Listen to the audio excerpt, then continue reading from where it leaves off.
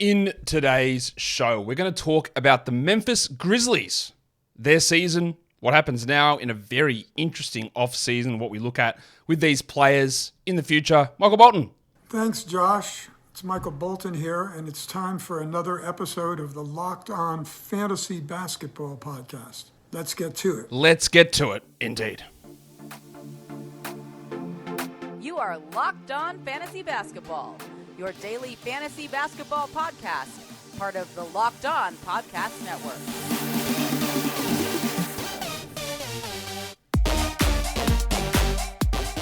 Hello and welcome to the Locked On Fantasy Basketball Podcast, brought to you by Basketball Monster. My name is Josh Lloyd and I am the lead fantasy analyst at basketballmonster.com. And you can find me on Twitter, as always, at redrock_bball, on TikTok at redrock_bball, and on Instagram at Locked On Fantasy Basketball. Download the Game Time app, create an account, and use the code LOCKEDONNBA for $20 off your first purchase. Last minute tickets, lowest price guaranteed. Thank you for making Locked On Fantasy Basketball your first listen every day. We are free. We are available on all platforms. We're going to talk about the Memphis Grizzlies, a team with news. Yeah, lots of weird things, interesting things, newsworthy things happening. So we're going to talk about all of that. We'll get into it. I might as well get into it right now, Warnie. Let's get it on, Gilly. All right. So, 51-31, the Memphis Grizzlies were, the 2 seed in the West. They had the 3rd best net rating in the entire NBA, +5. They had the 11th best offense and the 2nd best defense. They are all really, really good things. They got knocked out in the first round, obviously, by the Los Angeles Lakers, who are now heading into the conference finals. And yet, I don't even know what that tells about the story of this Grizzlies season. I was very down on them in the offseason. I think I had them 6th in the West. I didn't like what they did in the offseason, trading away D'Anthony Melton, letting Kyle Anderson go. An injury to Jaren Jackson to start the season, who came back a lot earlier than I expected. But they obviously outperformed my expectations in the regular season. But then they played like the 6th seed, basically, in the West. So that's sort of how I saw that team. Now, they might have been better had they not come up against a Lakers team who had really retooled at the trade deadline. Or if they had Steven Adams and or Brandon Clarke, that could have been a really different situation. But they were a little bit of a weird team with 50 wins. Still lots of good things ahead in the future, maybe. But also a great, I don't know if it's an example, but a great, perhaps, illustration of when you have a team that looks good, that looks strong, looks like it's got a great future ahead, sometimes you need to start to make moves.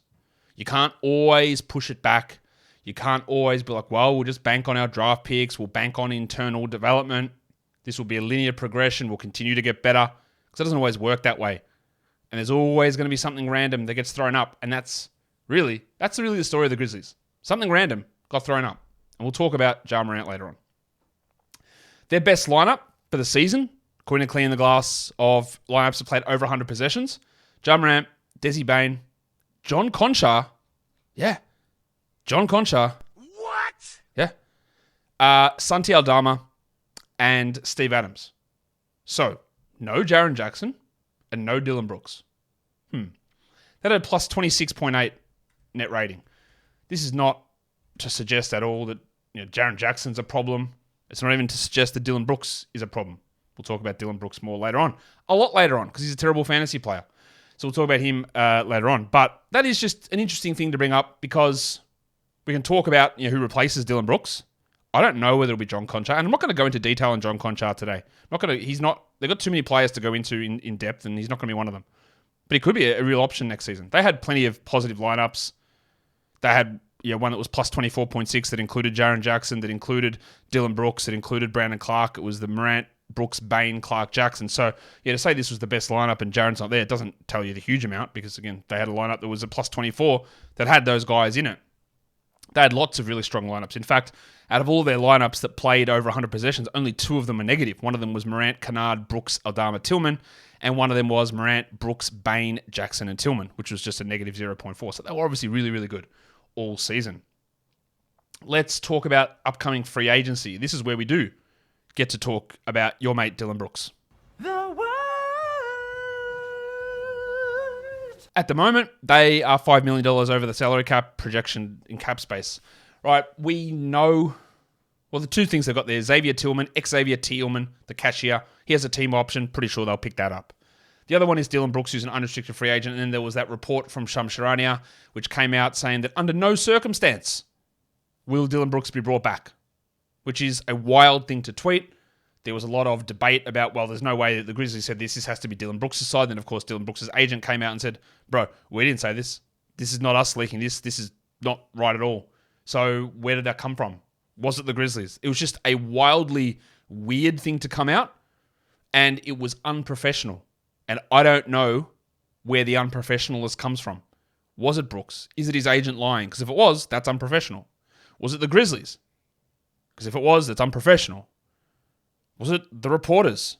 Was it the sources? If it is, it's unprofessional. There's something in... I don't know about it. I don't know where it came from. I don't know where the wording came from. I don't know any of that stuff. Whatever it is, it's bad. It's a bad look.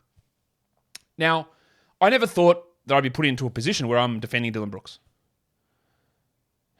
Because I have been a long time, Dillon Brooks, this guy is bad, and this team will never be a successful team that wins a lot, or sorry, that wins, NBA championships or gets to the finals with him in the lineup, because he has a complete lack of self-awareness offensively.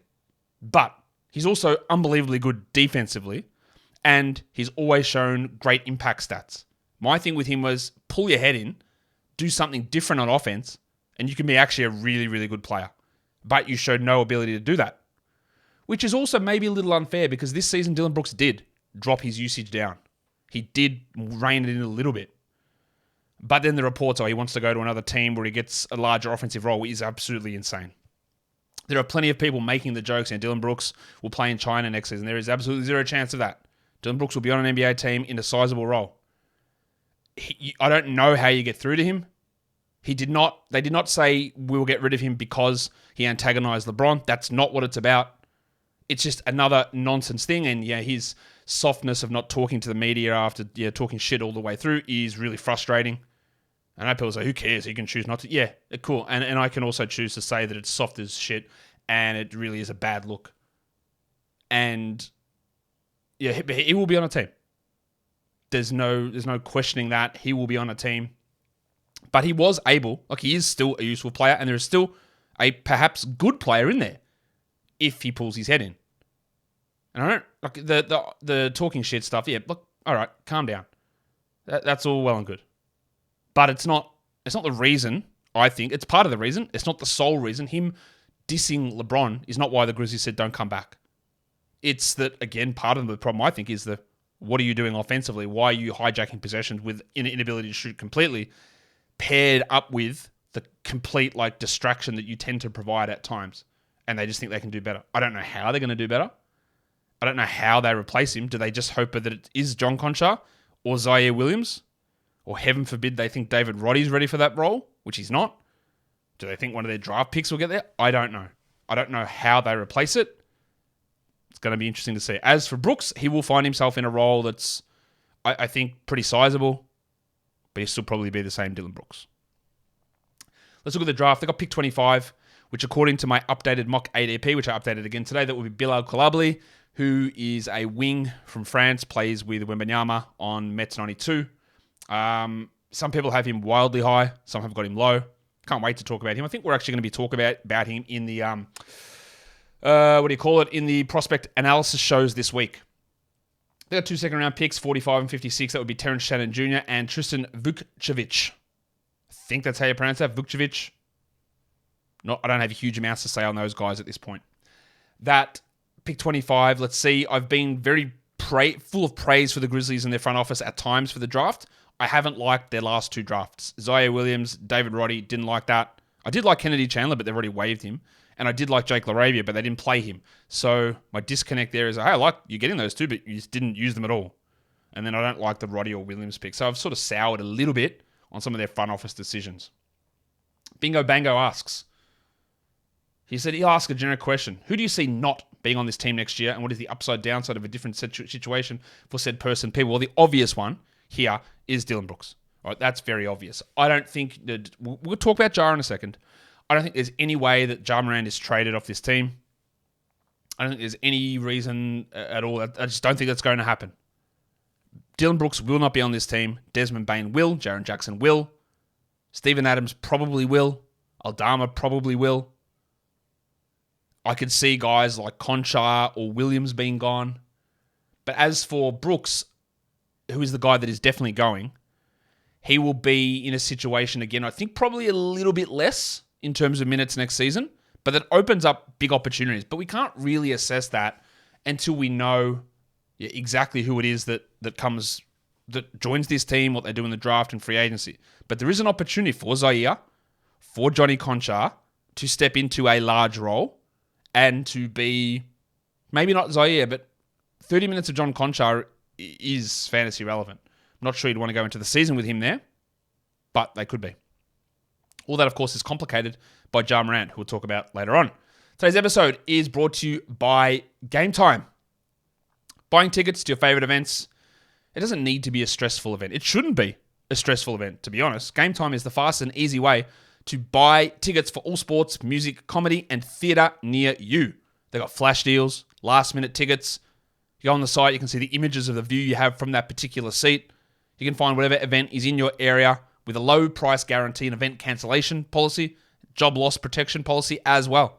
So you don't have to plan months in advance. Game Time has deals on tickets right up to the day of the event. The Game Time guarantee means you'll always get the best price. If you find tickets in the same section or row for less, Game Time will credit you 110% of the difference. Download the Game Time app, or you can go to gametime.co, create an account, and use the code LOCKEDONNBA for $20 off your first purchase. Terms apply. Again, create an account and redeem the code LOCKEDONNBA for $20 off. Download Game Time today. Last minute tickets, lowest price, guaranteed. All right, that takes us into talking about the Grizzlies' best fantasy player, and that is, of course, Jaren Jackson Jr. I guess that depends a little bit on your format, which we'll talk about later on. But Jaren was the 19th ranked player on a per-game basis this season. And amazingly, entering the season with a broken foot, where we all had a lot of PJISD, that's it. No, PJI, post-Jaren injury stress disorder. After the last time that he had a knee injury at the start of the season and we heard he'd be back around December, then he came back in February, I just said, there's no way I'm drafting this guy in the top 100. He's a top 40 player, but I'm not drafting him there because I don't know when he's going to come back. Of course, he came back unbelievably quickly and dominated. His points rank is not quite as good, 39th in points leagues, but he had an ADP of 106, which is reasonable. Taking him around that 100 mark was the right move to do, because if he didn't come back, it didn't waste that much, and you had high upside. You could have got burnt, like if you took Rob Williams around the same area, he gave you nothing for a lot of the season. That's the risk associated with it. So I don't think that we can always find examples of the players coming back from lower body injuries at the start of the year, like Jaren, who are successful, but the majority of them are not. So don't let this color your view of that sort of approach. He's not even 24 yet. He will be 24, I think, in December. But he only played 28 minutes a game, 25 usage. So I guess we look at this and go, well, there's still upside here in Jaren. But is there? Will this team ever commit to playing him more minutes? Foul trouble is a real issue for sure. And we know that when minutes go up, block rate goes down. So he could play 31 minutes a game next season, but those 3 blocks very easily could drop. Let's talk about what he actually averaged. 18.6 points, 7 rebounds, 1.5 threes, an assist, a steal, 3 blocks. 51, 36, and 79%. His fantasy value comes from blocks. The scoring is good. It's above average. The field goal percentage is good. It's above average. The rebounds are okay. They're above average. He's not just a 2-stat wonder, which some big men are with their blocks. He's not that. He had massive positive in blocks and then very small positives in points, very small positive in rebounds, very small positive in field goal percentage, and very small positive in blocks, in steals. But blocks had a Z score of 3.69. For reference, the other categories were 0.37, 0.3, 0.26, 0.12. So it's very small positives. So again, Jaren was great. He's never blocked 3 shots per game before. And if he played 32 minutes a night, that doesn't exponentially increase his block rate. He could still be awesome and block 2.6 shots. But just remember that when looking at where we're drafting him, that it's all fueled by one category. No, he doesn't single-handedly win you that category each week. You still need to work on it to get there. And if it drops, then value drops. He was awesome. I think he was totally deserved as a defensive player of the year. 96th percentile in EPM. He was the 35th ranked player in Darko. He had a 92nd percentile in wins, which is based on total games played, 9.6. And he missed so much time. We didn't miss that much time, actually. He missed 19 games. And his LeBron was in the 97th percentile. He's just hyper impactful. In points leagues, he wasn't as good, but he was still awesome. And I think there is room for improvement. He can be a 20-point per game scorer. He can average 7.5 rebounds. Maybe he doesn't ever. But I think that 3 blocks per game might be the top out. I'm not sure he ever gets to that number on a consistent. It's just a very high number. He was awesome. It's hard to bet against a guy who's awesome. But that is just a really hard number to get to on a consistent basis. And if you bank on it, that's where you can get let down somewhat, I think. Let's talk about Desmond Bane, who was the second best fantasy player on this team. 40th in category leagues, 68th in totals, 52nd in points leagues. His ADP was 50, so sort of bang on right there. And if you do care about someone not getting turnovers, he didn't get many of them, so I'm pretty sure his overall Yahoo rank will look a lot sexier. Actually, it doesn't look. 64th. That's not that high. Anyway, doesn't matter. He's 25, so he's a little bit older for a player heading into year 4 now. 58 games because he had that toe injury early in the season, which cost him tons of time. He only played 32 minutes. And this is another thing with this team. When we look at them, is that they don't play their guys minutes at all. So some of the Jaren 28 minutes is fouls, but it's also Taylor Jenkins. Because Des Bane and Ja Morant didn't even cross 32 minutes. So he's got room to grow there. 26 usage is very encouraging. 21.5 points, 3 threes, 5 rebounds, 4.5 assists, a steal. 48, 41, 88. Elite percentages. There was a question that someone asked, what's his upside? What can he top out at? What can he improve here? Well, the minutes can push to 34.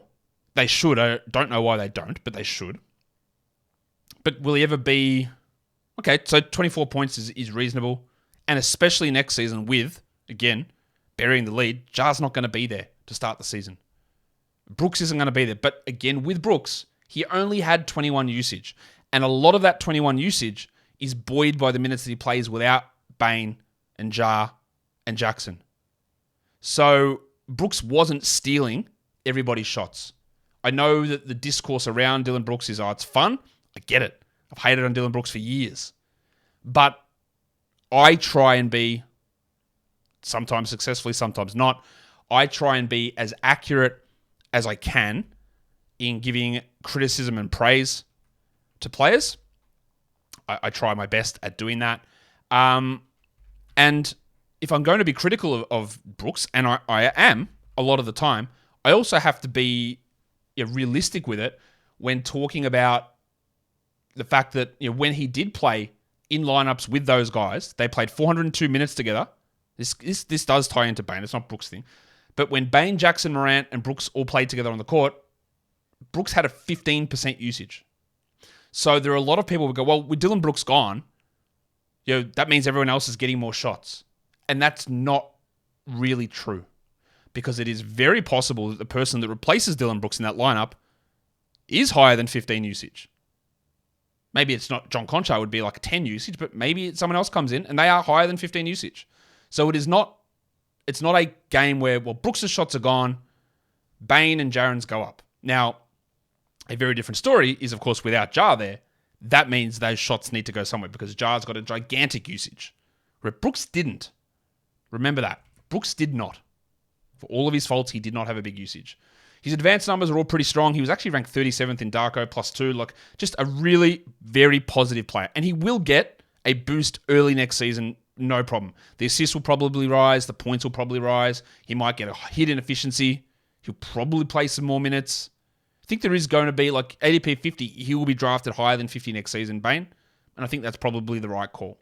As you can see on the points graph, you can see all those games missed there where he had that toe injury early in the season, but came back and was really strong as the season went on. And all those blue dots on this graph will show that missing time. He's just very, very good. I don't think he can ever be a number 1 player. He probably could get an all-star nod at some point in his career. Whether that comes anytime soon, I don't know. But he is a really, really good player who does have an ability to improve next season, mainly because of Ja, not really because of Dillon Brooks. Today's episode is brought to you by Prize Picks. They've got the $1 million daily Superflex promo going on all through the NBA playoffs and the finals. Every day, one Prize Picks user will win a chance of becoming a millionaire. One entry placed after 8 a.m. Eastern every day will be randomly selected. And whoever placed that 6-pick flex will get the following payouts. They get all 6 right, $1 million. You get 5 right, $80,000. Or you get 4 out of the 6 right, you get $16,000. You just play the game like normal, but you got to go to prizepicks.com/million. You must opt in at this link to be eligible for the $1 million entry. And once you opt in, all you do is play the game, pick your over-unders, stick them in there, and you could be the lucky winner. So you go in there, you check out the points, the rebounds, the assists, the steals, and you go, well, more or less. Don't pick all 6 overs, but pick different ups and downs or mores or lesses, however they like to frame it there, and you can have that chance at $1 million. You could also get yourself a match deposit bonus on PrizePicks. So download the PrizePicks app or go to prizepicks.com and play daily fantasy sports. First-time users can receive a 100% instant deposit match up to $100 with the promo code Locked On. If you deposit $100, PrizePicks will give you $100. If you deposit $50, PrizePicks will give you $50. Don't forget to enter that promo code Locked On at sign up for an instant deposit match up to $100. Now, that brings us to Tumultuous Ja Morant, who is, I don't know how to even frame any of this stuff. Let's put it out there and say, at this point, I don't know how many games he is going to miss, but he is going to miss games. What did he cop last time? An 8-game suspension with time served in lieu as he was getting treatment at a retreat, which I think was bullshit, but that doesn't matter. I think anything is in play here with probably the maximum of 50 games for Ja Morant. If you don't know what Ja Morant did, he was caught again on Instagram Live brandishing a firearm. Was he holding it in a threatening manner? No, he wasn't. Did he have it on him and was he holding it? Yes. And I know that there'll be plenty of people who push back. Look, for me, sitting here in Australia, I've never touched a gun in my life. I've never seen a gun in real life. They don't exist around here in that way, right? It just doesn't. There aren't people walking into a shop with a gun on their holster. We don't see them. That's not a thing here. So all gun culture is weird to me. I go, what are you doing? Why are you bothering with this? Why are you going around doing this stuff, right? And I don't even care that it's legal to have a gun. Sure, it might be. I don't think that matters at all in this situation. My criticism of Ja and the league's criticism is nothing to do with, well, it's legal for him to have it. Not a problem. It very well might be. I'm sure it is. 100% legal, right? That's fine. He has it. But it's about the fact that you just got suspended for doing something which may have been illegal, having a gun and taking it on team, team facilities, or more to the fact, having it while intoxicated inside a strip club in Denver, which they couldn't really prove, but, that was part of the illegality. And the NBA has basically said, put your head in. Like, don't do it again. And Ja's come out and said, yeah, like, I know all the distractions that I've caused. I really need to do better. Yeah, that would pretty insane interview, I thought, like, especially looking back in hindsight with Jalen Rose talking about, I don't know. That when you go back and watch that interview, there's a lot of he's apologizing, but is he? That's how I sort of view it looking back on it. But to go back, to get suspended, to have all of this firestorm around you, and then do the literal exact same thing. Did he know he was on IG Live? I don't know. Does it matter? No, it doesn't. It doesn't matter if he knew. It doesn't matter if it's legal or not. The fact that there's been, 4, 5 incidences of this now over the last 12 months of him being either intimidating, brandishing firearms, being filmed with it on, it's not an image the league wants. And the league and the Grizzlies are his employer. And if they say, don't do dumb shit with guns, and you go and do dumb shit with guns, you're going to get suspended. Simple as that. It doesn't matter if it's legal or not. If they tell you not to do this and you do it, they can suspend you. Really simple, I think. I don't know how much he's going to get suspended, but all the words coming out from Woj are it's going to be sizable. So I would guess it is minimum 20, maximum 50. Wouldn't be surprised if we see a 30-gamer because it's just, again, it's second chance. 3 months later, you're doing the same thing. When are you going to learn? And I don't know that this means that his life is in danger or he's running with the wrong people. That's not for me to determine at all. But it's consistent incidents of these, and the league is not going to like it. And again, to me, dealing with guns and holding them is stupid. To me, it makes no sense in my mind at all. I'm not judging anyone else's a culture or what it means. To me, it's dumb. So I can't get my head around any of it. But I also know that the NBA says this is not on. They've said it's not on. They've told you it's not on. And he did it again. So whether you think, whether he was being filmed or he knew he was being filmed, doesn't matter. The fact that he's still doing it, if that was the case, like this is not like an isolated incident then. It's not like, the only time that I picked up a gun for 1 second, I happened to be caught on Instagram. There's no way that's true. He's still just doing the exact same stuff that he'd been doing before. He's also overrated for fantasy. 52nd ranked player in category leagues, and if you pump turnovers onto the back of that, it looks way worse. In points leagues, he's great. 13th in points leagues. He was ADP at 19. This is one of those really interesting cases where when you look at ranks and you look at ADPs, understand what you're looking at. Understand what value you're looking at here with Morant. Because he had, I think, early rank was like 12, which is totally fine for a points league, insane for a category league. Now, that ranking of 52, the value of assists, the value of high-level scoring is so great in fantasy that I would definitely take him above this, even though he has deficiencies in his game, which we can talk about now. 24 years of age, 61 games, under 32 minutes, as I said, 35 usage. I find it very hard to look at 35 usage and think it gets better than that. That's a crazy number. But 35 usage only delivering 26 points is a little bit, okay, that's not as high as we want it. 1.5 threes, 6 rebounds, 8 assists, 1 steal. So why is his fantasy rank so low? Well, the volume of threes isn't there. He's below average on free throws and he gets the line a ton, under 75%. He's under 47% from the field. And of course, the steal numbers are fine, but they're not great. So he's a low threes guy. He's a low-ish steals guy, or an average steals guy, but he's a low field goal and low free throw guy on very high volume. And that's what brings him down. Now, if you're going to punt free throws or you're going to punt field goals or whatever, that's why he rises up to be more of a third-round player, irrespective of that rank of 52. Even his -1 rank of 42, I reckon he can go a little bit higher. But when I look at all of this stuff that Ja does, the only thing I look at that probably can improve, like he can have better three-point shooting seasons, yeah, but he's never going to be confident there. He's never going to take big volume. He probably just comes from playing 34 minutes a night instead of 32. Now, given that we expect a big suspension coming, we're not drafting him in round 1 or 2 or 3 or 4, probably 5. There'll be some pushback on that because people will look at overall rankings and they'll go, well, Ja Morant was actually the 80th ranked player this season and now he's going to miss his time, so I wouldn't take him until outside the top 100. I don't really abide by that. But there's going to be a lot missing. Now, his advanced stuff is all really strong. He's not as good as you would think. Darko had him 46th in the NBA, plus 1.8, so he's really solid. But sometimes some of this stuff just adds up. The poor shooting, the lack of three-point volume, it just makes him good, but elevate to the next level. That's, I guess, some of the concern. And multiple injuries. Like, look at all these missed games. He just kept getting hurt. Now, at the end, there was the suspension, but there's always a little thing, a little ankle, a little knee, a little something from the way he plays. And I do fear that could be something that continues. In category leagues, he's always going to be overrated by some, and nothing changes there. He's not an elite top 10, top 15 asset in dynasty leagues at all. Points leagues, sure. Category leagues, not even close to it. And I don't ever think he actually gets there necessarily. It's going to take more three-point volume. It's going to take better free throw shooting. And it's going to take some more faith that he's going to be on the court through whatever reason. If you're in a dynasty league, maybe it is a great buy low opportunity. But also remember that his category league value is significantly worse than his points. His EPM was pretty strong. It did drop off as the season went on, which was interesting. But obviously, he's a really good player. They're your main big three guys on this team. The next one we talk about is Steven Adams, who missed the big chunk of this season with that torn PCL. We thought he'd come back, then there was a setback, and he was out all season. So he should be ready for next season. He's still not 30 yet, which is a little wild.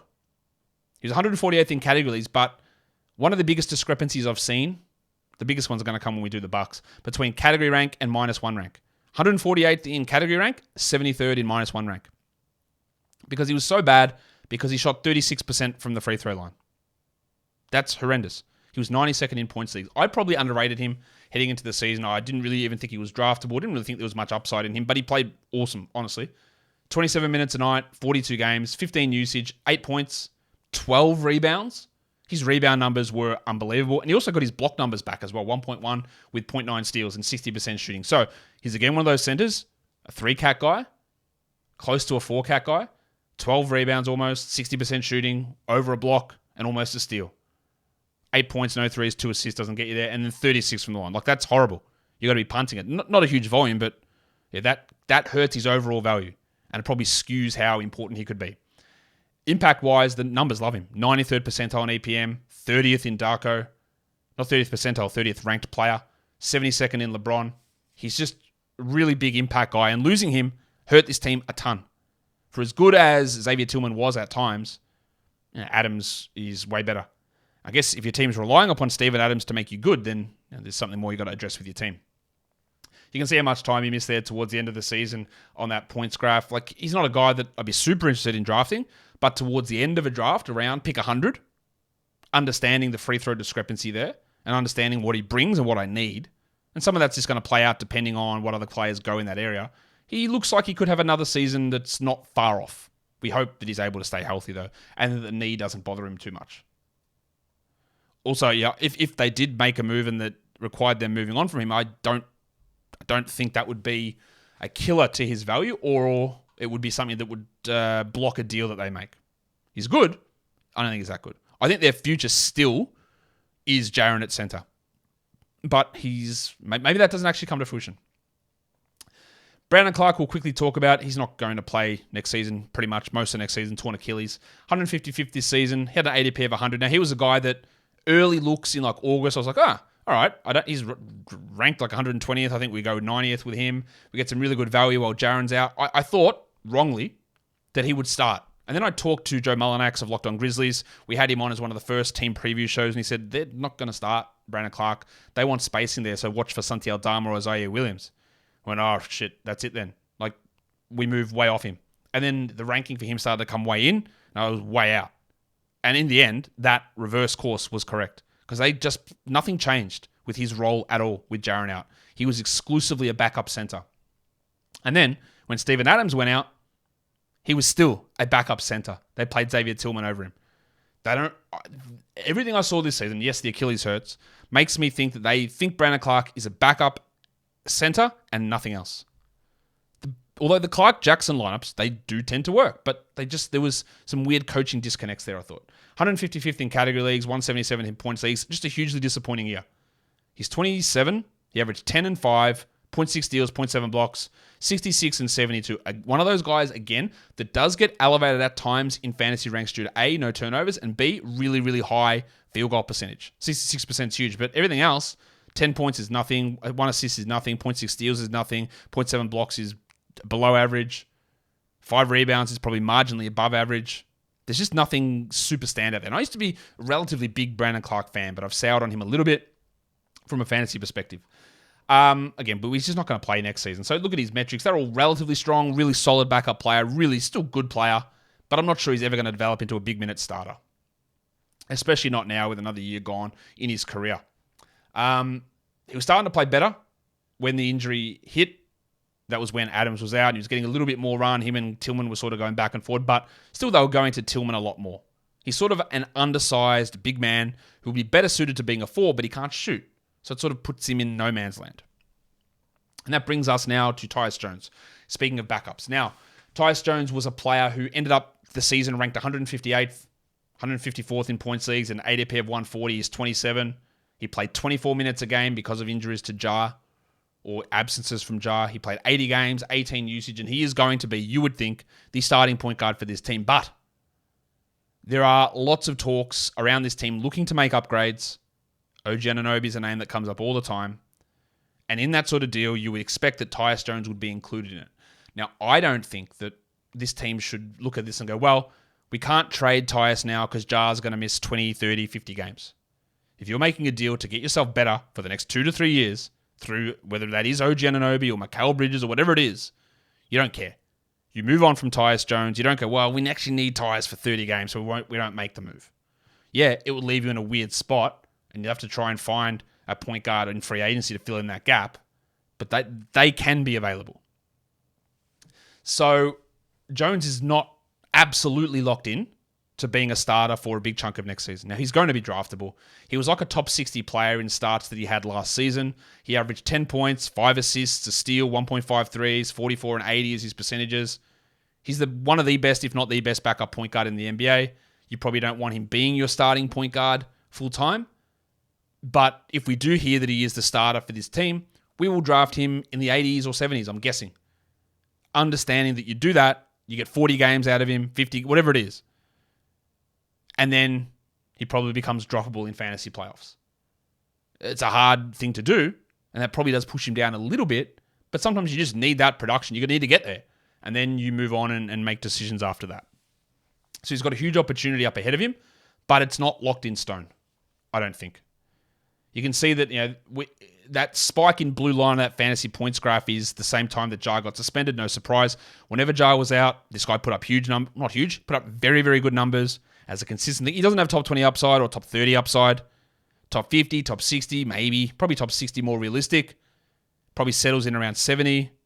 He might be 14 points, 2 threes, 7 assists, 8 assists, 1.3 steals. That's really useful. Think Jeff Teague. I know we always throw Jeff Teague out there for a mediocre starting point guard, but I think Tyus can be that player if Ja is out, as we expect. Well, it's not even if we expect. Ja is going to miss time. The question is going to be how much. So about Santi Aldama, who was the 30th pick in the draft 2 years ago and really did nothing as a rookie, but then entered this season as a starter and at least showed that maybe there's a rotation player here. 199th in category leagues, 260th in points leagues. He was drafted at 143. I'd loved targeting him in the last round. By the time he got really close to the start of the season, he was going around 11 in a lot of cases, which was probably a little bit rich. And then he started, he played okay, but also, I think we also have to cast our mind back is that after he did start the season and started in place of Jaren Jackson, he wasn't like rolling at top 100 numbers. He was barely a rosterable guy, and at times he was more just a streamable player. So while we get this idea that, Aldama showed something, he did, but he also didn't blow us away. He averaged 9 points in 22 minutes, 5 rebounds, a 3, shot 35 from 3, 0.6 blocks. They're all okay, solid numbers. But he wasn't this huge, absolute monster upside player. Now, him and Jaren, I think, can work out together. They can play those guys a little bit more together. He improved significantly this season, but I think we need to also go back and just look at those numbers when he was starting and not get fooled into thinking they were better than they were. His advanced numbers aren't super strong. Negative 1.8 EPM, 289th in Darko. You can see that he really improved as the season went on and then started to drop as he struggled towards the end of the year. That's okay. He's still young. He's 22, second year in the NBA. He might be a starter at some point, but I don't think his overall upside is particularly high. The EPM graph doesn't, I think, tell us a huge amount here. Let's talk about the guy who did replace Steven Adams as the starting center when Adams went down and then when Brandon Clarke went down. That's Xavier Tillman. 201st in category leagues. He's 24. He averaged 19 minutes a game, 61 games, 7 points, 5 rebounds. He is one of the best steal big men in the NBA. A steal per game in 19 minutes is a crazy number for a center. He's not a big shot blocker, half a block, but 1 steal. 61% from the field, a horrendous 55 from the line, and 27 from 3. He was really useful, though, in fantasy, as you're going to see on the next graph, when Adams went down. He was a 12-team league player. He showed defensive ability. And he was a guy that, as a rookie, I liked the flashes I saw. And then he was basically out of the rotation to start this season. Worked his way back in, and I wouldn't be shocked if he's ahead of Brandon Clarke in the hierarchy moving forward. Now, of course, Clarke's out next season, so Tillman's going to come in as the backup center. And when he gets elevated due to injury and when he starts, there is usefulness here. He's okay. He's solid enough as a defensive big man. He's got some passing acumen. There's enough there to be marginally interested in him as a solid enough backup center in the mold of a Wendell Carter Jr. Of course, Carter's a lot better. Carter's a starting level player. Tillman can be a similar guy, I think. And you can see towards the end of the year, when the minutes rose and the production rose when Adams was out, he was actually really useful. Multiple 40-point fantasy games. But that was all to do with role, and Adams should be back ready to go at the start of the season. And as you can see on the EPM graph, barely played early on, started to get minutes, and was really, really impactful. That's really interesting to me, of how impactful he was. 72nd percentile in EPM. I think that he might actually be a better backup center than Brandon Clarke. And a guy that, if he gets to start, they did drop off, obviously, when Adams went down. But I thought Tillman held his own. Let's talk about a guy they got at the trade deadline, the Duck Luke Kennard, for the Danny Green contract. 206th in category leagues, 220th in -1, 257 in points. He's 27. Played 59 games, 22 minutes, 14 usage. Towards the end of the year, they were playing him a lot more. The Clippers barely played him. He hit 2.3 threes per game in 22 minutes. He doesn't do much else. 9 points, 2.3 threes. He shot an unfathomable 49.4% from three. Not from the field. From three. Almost 50% from three. He hit 95 from the line. That is absolutely elite shooting. He has had multiple 45% shooting seasons, much like Joe Harris did in his peak years in Brooklyn. Everything else can be a struggle for Kennard, but he's better than the role that he was cast in for the Clippers. And towards the end of the season, they were playing him more minutes or equal minutes to Dillon Brooks in Memphis. 137th in Darko, 69th percentile EPM. You can see that how bad that Darko line dropped, and then he went to Memphis and it just shot straight back up. He's a useful player. Will he ever be a good fantasy guy? I don't think so, because realistically, he's a one-category producer, and that's in threes. And free throws as well, but he never gets to the line. But he doesn't do anything else, but that shooting is really valuable. So could he be the Dillon Brooks replacement? Just get out there and bomb in threes, mate. 11 points, 3 threes a game, 28 minutes, totally feasible. Defensively, there can be problems, and that's where him and Conchar probably mix and match. And the fact that I don't like to give guys big minutes means maybe he only plays 26 minutes, but could be an absolute elite three-point streamer coming off the bench, hitting tons of them. And while 49% is a fake number in terms of we don't look at him and go, well, this is what he is moving forward, he's earned it to me to be a projected 43, 44% three-point shooter, I think. And not many guys get that. You can see on this EPM graph after the trade how the EPM spiked and how much he just wasn't used with the Clippers. And then with Memphis, he was used all the time, and his role really increased, and he played really well, I thought. I thought he was impressive. And that brings us to Dillon Brooks. You might be asking why we're talking about Dillon Brooks so late. Well, because he's a bad fantasy player, and all of those players we mentioned are better than him. 217th in category leagues, despite playing 30 minutes a night, is horrible. You can see why, though. You look at his points league rank, 142nd. When you get a 80-spot differential, it's because you can't shoot. It's because percentages kill you, and that's what's happened here. He had an ADP of 129. Not really sure why. 142nd in points leagues, 27 minutes, 27 years age, 30 minutes, 73 games, 22 usage. But again, narrative can trump stuff. He was not out of control with his usage, as we detailed earlier. 15 usage playing with the other 3 stars. He dialed it back. Didn't help his efficiency, though. He averaged 14 points. He shot under 40 from the field. He shot under 33 from 3, and he shot 78 from the line. But the problem is, as a defensive player, he doesn't generate enough defensive stats, 0.9 steals. He gets 3 rebounds and under 3 assists. He's just a terrible fantasy player. And he can be useful if you're punting field goals, if he's given an opportunity to see his usage rise.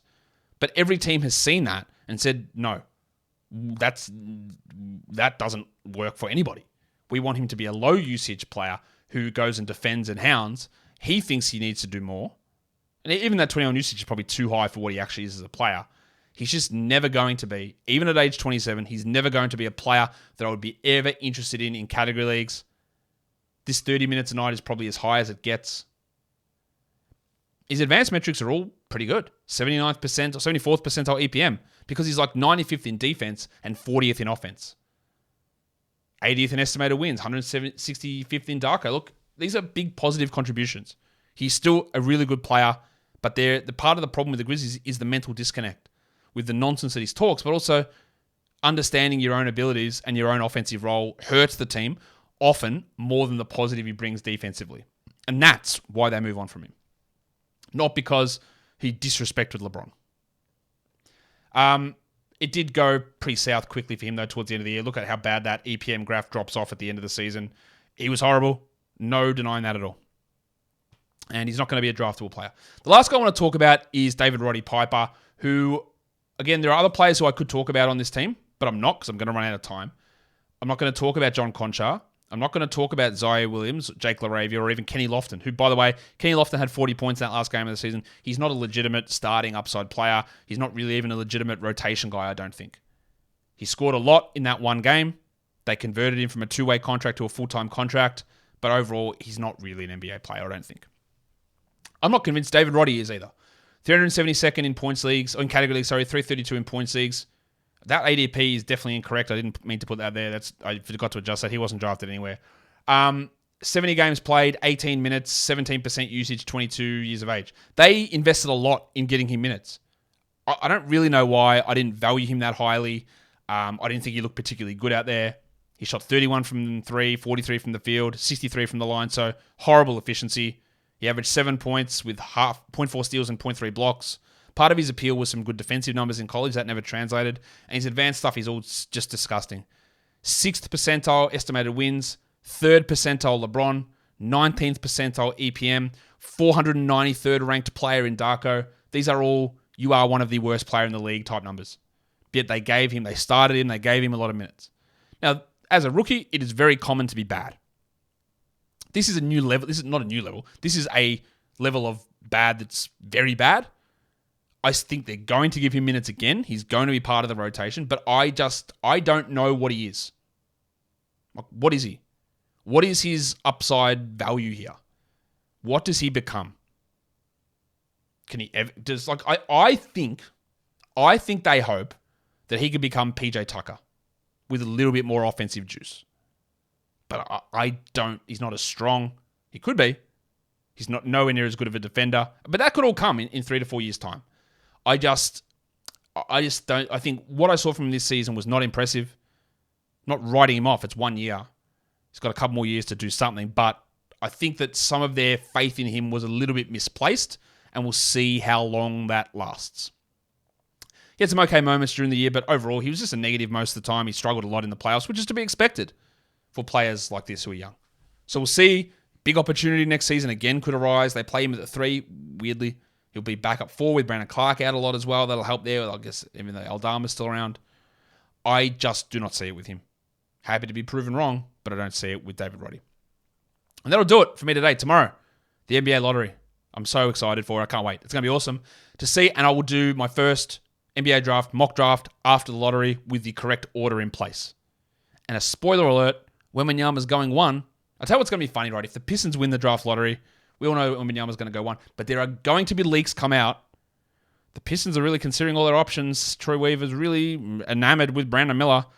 That'll happen. Happened when they had Cade at number 1. It happens all the time. That they throw some random thing out there. It'll happen. And I'll be annoyed, but Victor will be number 1. So I'm looking forward to that. Follow this podcast, Apple Podcasts, Google Podcasts, Stitcher, Spotify, and on the Odyssey app. And on YouTube, thumb it up. Leave your comments down below. Guys, we are done here. Thank you so much for listening, everyone. See ya.